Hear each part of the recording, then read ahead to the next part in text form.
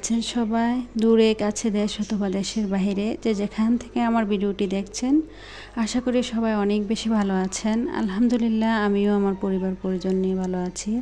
এই তো প্রতিদিনের মতো আবারও একটি ব্লগ ভিডিও নিয়ে এসেছি আপনাদের মাঝে। আশা করি আজকের ব্লগটা আপনাদের অনেক বেশি ভালো লাগবে। সকালবেলা ঘুম থেকে উঠে অফ ক্যামেরাতে নাস্তা বানিয়ে নিয়েছি, তারপরে ছেলেকে নাস্তা খাইয়ে দিয়ে তাকে তো রেডি করে স্কুলে চলে গিয়েছে। তারপরে চলে আসলাম সংসারের কাজকর্মে। আসলে সংসার এমন একটা জায়গা যেটা কিনা আসলে মায়া দিয়ে অনেক বেশি জড়িত। আর দ্বিতীয় কথা হচ্ছে, একটা দেখবেন পরিপাটি এবং কি গুছানো সংসারের পেছনে একটা নারীর যে কত বেশি পরিশ্রম থাকে, শুধু একমাত্র আমরা নারীরাই বলতে পারবো। আসলে চাইলেই কি আমাদের ভিডিওর মধ্যে যে আমাদের সব কিছু এত গুছালো গাছালো থাকে, এগুলোর পেছনে কি কোনো প্রকার কষ্ট নেই? আমরা যারা আসলে ইউটিউবিং করি বা এত সুন্দর করে গুছিয়ে পরিপাটি করে আমাদের সংসারটাকে রাখি, তার পেছনে কিন্তু একজন নারীর অনেক বেশি অবদান থাকে। চাইলেও কিন্তু আসলে আমরা কখনো তাকে এড়িয়ে চলতে পারবো না। আসলে সংসার জীবনটা এমন একটা জায়গা যেটা কিনা আসলে এমনিতেই কিন্তু এত বেশি গোছালো থাকে না। তাকে কিন্তু নিজের ধৈর্য, কষ্ট, শ্রম দিয়ে কিন্তু সব কিছু গুছিয়ে গাছিয়ে পরিপাটি করে নিতে হয়। আর প্রতিটা নারী তার সংসারটাকে অনেক বেশি ভালোবাসে। আমার মনে হয় নিজের দিকে তো নিজেকে সময় দেওয়ার মতো এতটুকু সময়ও পায় না। সংসারের প্রতিটি মানুষ এবং সংসারের প্রতিটি জিনিসের প্রতি সে যতটা বেশি না কষ্ট করে বা পরিশ্রম করে।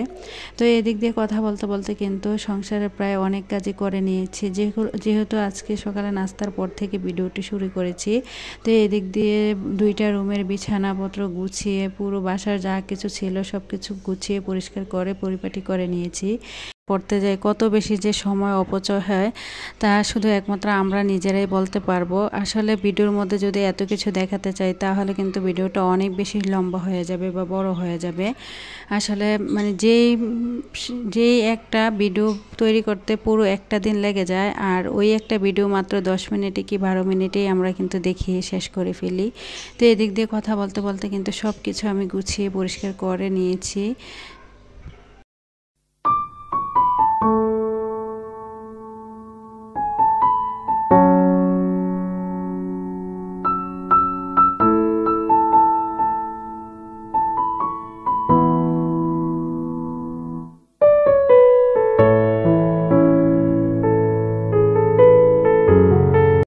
এদিক দিয়ে সংসারের সব কাজ গুছিয়ে চলে এসেছি ভিডিওর মূল টপিকে। ভিডিও টাইটেল এবং থাম্বনেল দেখে হয়তো বুঝতে পেরেছেন, মধ্যবিত্ত পরিবারে এই উপায় মানলে আপনিও পারবেন শুকনা বাজার থেকে টাকা সঞ্চয় করতে।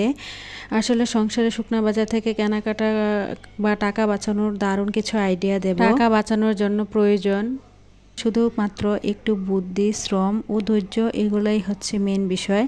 আসলে আমরা যারা গৃহিণী আছে বেশিরভাগ সময় কিন্তু দেখবেন পুরুষদের চেয়েও কিন্তু গৃহিণীরা সংসারের খরচের ব্যাপারে অনেক বেশি অভিজ্ঞতা। কারণ যাদের হাজব্যান্ড বাহিরে থাকে তারা কিন্তু সব সময় দেখা গিয়েছে যে বাজার নিজের হাতেই বাজার করে খেতে হয়।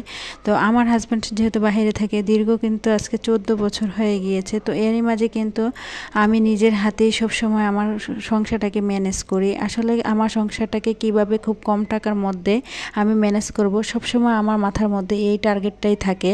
তো আসলে সংসারে এইরকম গুচারি আইটেম থেকে প্রতি মাসে কিন্তু আমাদের হাজার হাজার টাকা চলে যায়। তাই সংসারে প্রতি মাসে গুচারি আইটেম থেকে হাজার হাজার টাকা বাঁচাতে হলে আমাদেরকে সামান্য কিছু টিপস ফলো করতে হবে। আর সেগুলো হচ্ছে কি, আজকের ভিডিওতে সব কিছু বলে দেব। প্লিজ ভিডিওটা কেউ ইগনোর করবেন না, অবশ্যই লাইক দিয়ে কন্টিনিউ করবেন। আর যারা আজকে আমার চ্যানেলে নতুন জয়েন হয়েছেন চাইলে চ্যানেলটি সাবস্ক্রাইব করে পাশেই থেকে যেতে পারেন। পাশে থাকা বেল বাটনের অল অপশনটি প্রেস করে দেবেন, যাতে করে আমি কোনো নতুন ভিডিও ছাড়ার সাথে সাথে আপনাদের কাছে নোটিফিকেশন চলে যায়।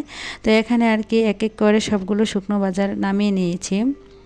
আমি আমার প্রয়োজন অনুযায়ী বাসায় যা যা ছিল না তাই আর কি নিয়ে এসেছি। আসলে কোনো কিছু অপচয় করার আসলে এটা ঠিক নয়। বাজার থাকতে বা বাসায় কোনো কিছু থাকতে অন্য কিছু নিয়ে আসা এটা একমাত্র বোকামি।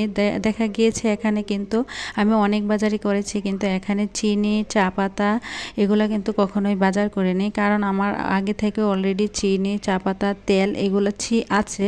তো যেগুলো আছে এগুলো কেন আমি বাজার করব? শুধু শুধু অপচয় করে টাকা পয়সা নষ্ট করার মতো বোকামি আসলে আমি মনে করি কোনো কিছুই না। আমরা যেহেতু মধ্যবিত্ত, চাইলেই কিন্তু এরকম গ্রোসারি আইটেম থেকে একটু মাত্র বুদ্ধি খাটিয়ে প্রতি মাসে হাজার হাজার টাকা বাঁচাতে পারি। তো এই যে দেখতে পাচ্ছেন, মানে এই যে দেখছেন, এই যে একটা মানে হুইল বা ডিটারজেন্ট বলতে পারেন।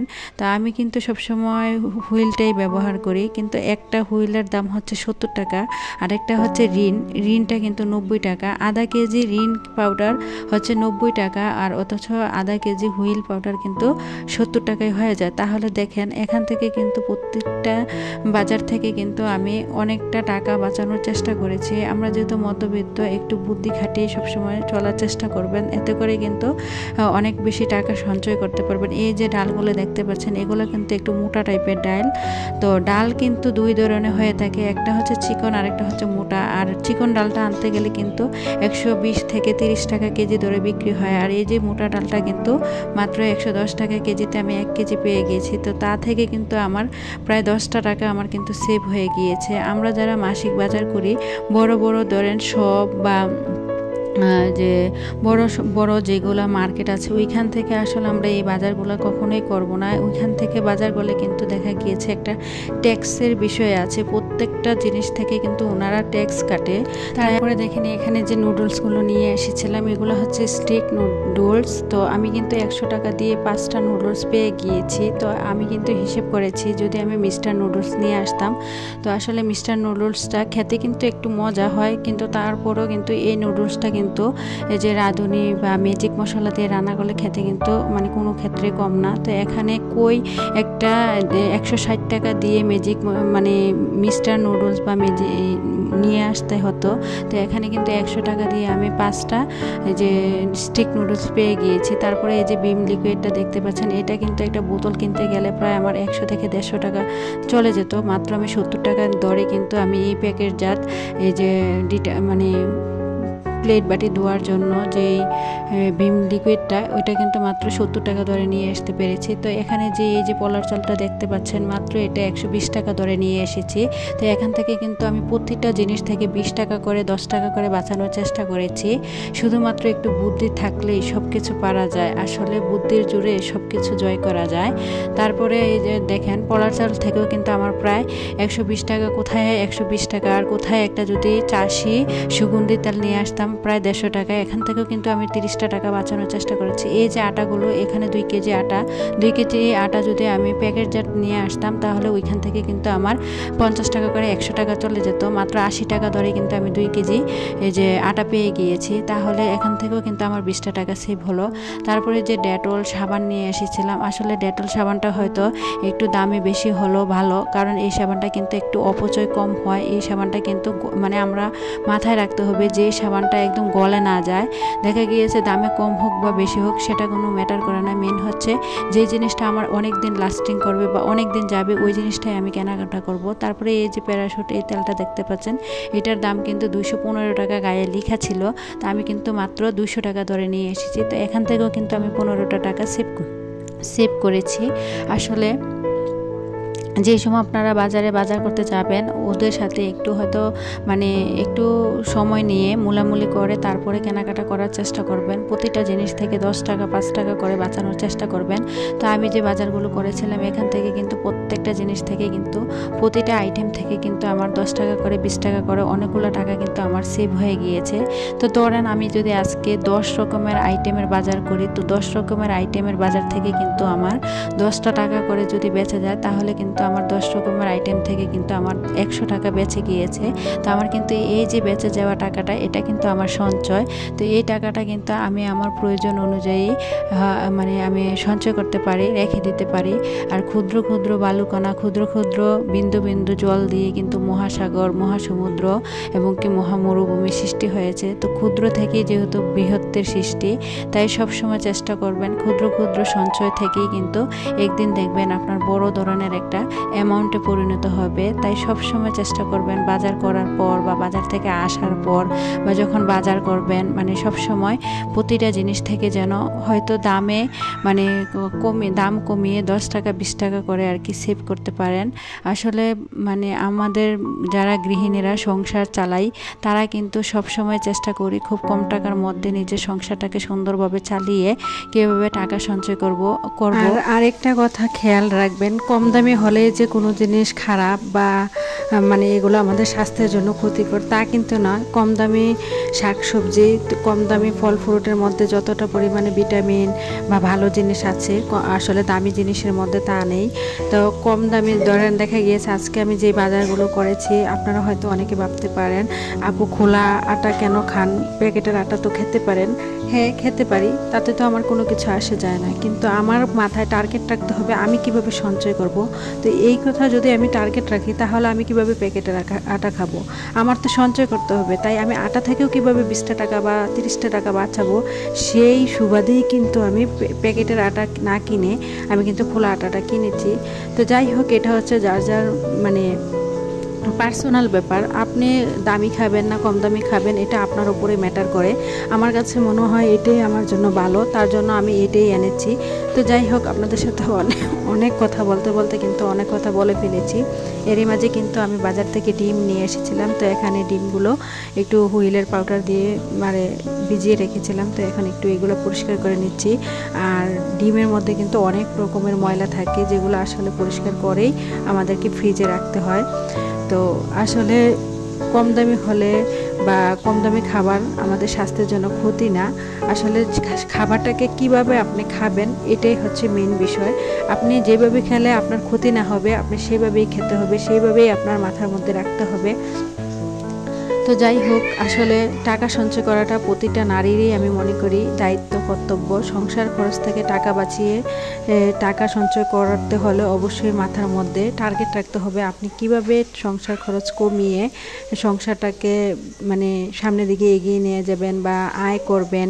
এটাই আপনার মাথার মধ্যে যদি টার্গেট থাকে তাহলে আপনার সবসময় কিন্তু আপনার প্রতিটি বাজার খরচ বা সংসারের প্রতিটা জিনিস থেকে কিন্তু আপনি আয় করতে পারবেন বা সঞ্চয় করতে পারবেন। এটা কিন্তু আমাদের জীবনে একটা অনেক বড় ভূমিকা রাখে। আমি মনে করি এই পৃথিবীতে প্রতিটা মানুষেরই টাকা থাকাটা অনেক বেশি জরুরি। টাকা না থাকলে কিন্তু পৃথিবীতে আপনার বিপদে আপদে কেউ এগিয়ে আসবে না। কাছের মানুষগুলো কিন্তু একটা সময় দূরে চলে যাবে, বন্ধু বান্ধব বলেন, মা বাবা বলেন, আত্মীয় স্বজন বলেন। তাই বিপদের কথা চিন্তা করে হলো বা লাইফে এমন কোনো আল্লাহ এমন কোনো কিছু না করুক আর আমরা যদি অসুস্থ হই তখনও কিন্তু টাকার অনেক বেশি প্রয়োজন। তাই কিন্তু নিজেকে সুস্থ রাখতে হলে আগে থেকেই কিন্তু টাকাটা একটু একটু করে সঞ্চয় করে রাখতে হবে। তো যাই হোক, এদিক দিয়ে কথা বলতে বলতে কিন্তু অলরেডি দুপুরে রান্নাবান্না হয়ে গিয়েছে। রান্নাগুলো আর ভিডিও করতে পারিনি কারণ আজকে আমাদের বাসায় কারেন্টও ছিল না আর আমার মোবাইলের চার্জও ছিল না। তো রান্নাবান্না শেষ করে দুপুরে খাওয়া দাওয়া শেষ করে এটা ছিল বিকেলবেলা। তো বিকেলবেলা এখানে আর কি কিছু গাছ নিয়ে এসেছি, কিছুটা পর্তুলিকা ফুল আর কয়েকটা হচ্ছে সন্ধ্যা মালতী। তবে এক একজনে এক এক নামে ডাকে, তবে আমাদের এখানে এই ফুলটাকে মানে সন্ধ্যা মালতী বলে। তো এখানে এক এক করে আর কি গাছগুলো লাগিয়ে নিচ্ছিলাম। তো আমার পরবর্তী ভিডিও দেখার আমন্ত্রণ জানিয়ে আজকের মতো ভিডিওটা আমি এখানেই শেষ করলাম। সবাই ভালো থাকবেন, খুদা হাফেজ, আসসালামু আলাইকুম।